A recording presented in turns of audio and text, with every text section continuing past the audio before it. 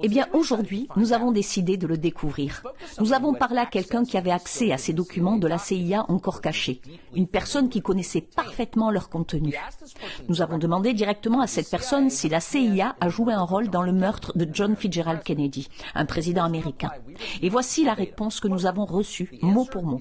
La réponse est oui, je crois qu'ils étaient impliqués. C'est un monde totalement différent de ce que nous pensions. Tout est faux.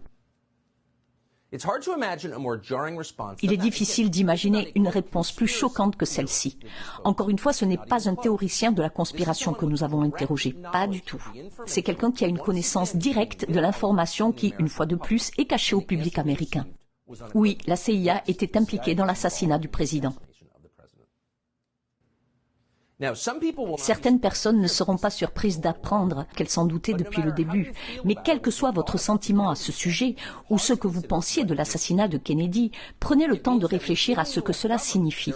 Cela signifie qu'au sein du gouvernement américain, il existe des forces qui échappent totalement au contrôle démocratique. Ces forces sont plus puissantes que les élus qui sont censés les superviser. Ces forces peuvent affecter les résultats des élections. Elles peuvent même cacher leur complicité dans le meurtre d'un président américain. En d'autres termes, elles peuvent faire à peu près tout ce qu'elles veulent.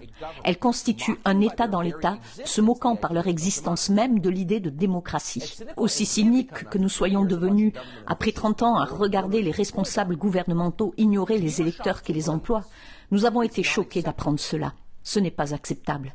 Les Américains font de moins en moins confiance à leur gouvernement chaque année qui passe depuis l'assassinat de John Fitzgerald Kennedy. C'en est peut-être la cause. Et les gens le savent depuis longtemps.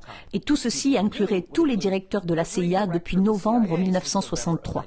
Et cette liste comprendrait le directeur de la CIA d'Obama, John Brennan, l'une des figures les plus sinistres et malhonnêtes de la vie américaine.